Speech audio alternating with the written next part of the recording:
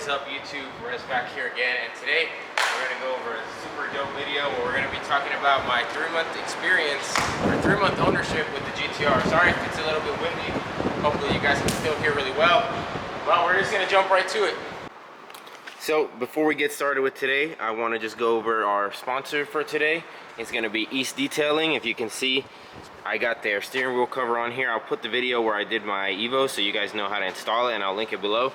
But again, just like all my sponsorship stuff, if you use my promo code GTR_Rez, I think you can save up to 20%. If not, I'll change it on the screen to the actual percentage that it is. Next sponsor up. Alright, so next sponsor we have JDC, baby, right here. They've been with me since the Evo, and this is just the first of many titanium pieces that you can get for your car. I have the Takumi plate here.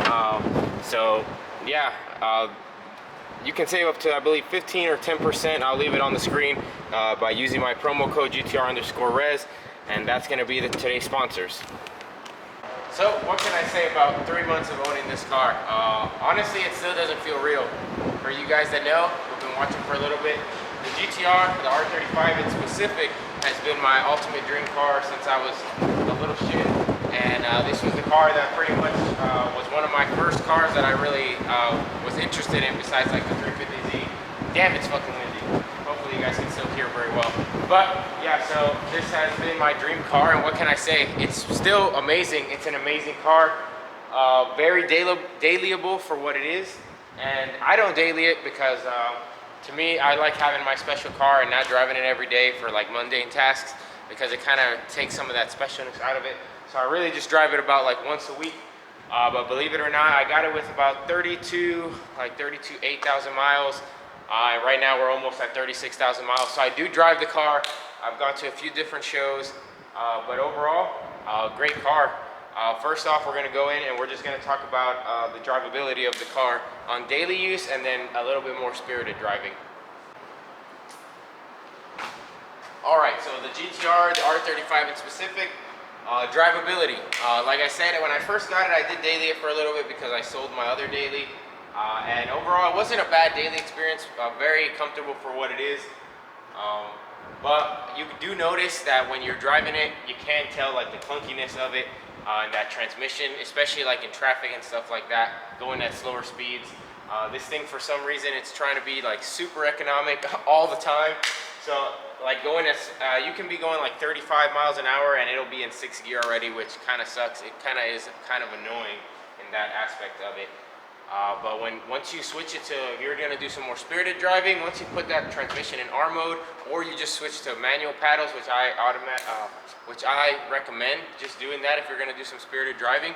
It's a totally different beast. You get it into the higher rev range and it shifts smooth every single time. Very similar to the F80 M3. If you guys have been here for a while, you know that I did have a DCT F80, and it's very similar to that in that case.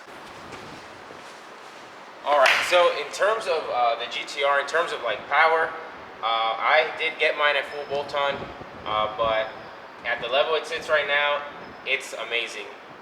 Easily doable to any other GTR, and even the stock ones that I have driven before, still really amazing. The worst thing is that there is like nowhere really to drive these cars how they're supposed to be driven, at least not where I'm at in North Carolina.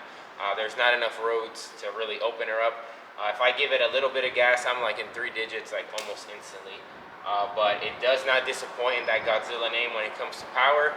Putting down roughly around like 600 horsepower on the tune I'm at now on 93, and a little bit, almost at like 650 with flex fuel. So these cars definitely don't disappoint when it comes to that. The power is phenomenal. Oh, what's up? So when it comes to like stopping power and brakes, the stock brakes and pads are really good. They stop the car when you need to stop. The only downside and downfall I'd say is that unless you get them up to like operating temperatures on the higher side, they do squeak a lot when it's cold. And throughout the last few months, or since I've got it, it's really only been cold every day. They do squeak a lot in that aspect, so it is kind of annoying, especially when you start it. If I want to go for a drive in the morning, or if I'm actually going to take it to work. That first squeaks, like the first few brakes, while it's still getting warmed up, very squeaky, very loud, kind of annoying in that aspect. But overall, the brakes do their job very well. Have not had any issues. I have had to press the brakes a little harder than I wanted a few times with some idiots on the road, but the car did not disappoint. Stopped on a dime every time. Next, we're gonna go into the wow factor that this car has. It has a very high wow factor, but just like most very nice cars or highly regarded cars, I guess, in like the car community, this thing just attracts all sorts of dudes to your car. But I do get a lot from like kids. Like kids are like, oh my god, is that a GTR? Like even yesterday at the gas station, or everybody really loves it. They get excited when they see this car, so the wow factor is definitely up there.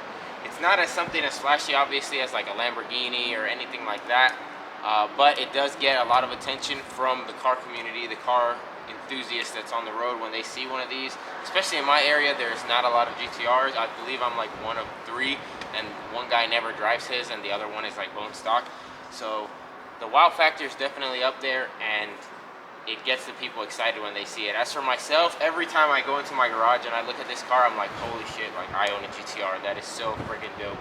So the wow factor is definitely up there. It does bring some attention. If you're not really into that, then it might not be the car for you. But if you don't care what people think or what people coming up to you, then this car is definitely awesome, and I love having it.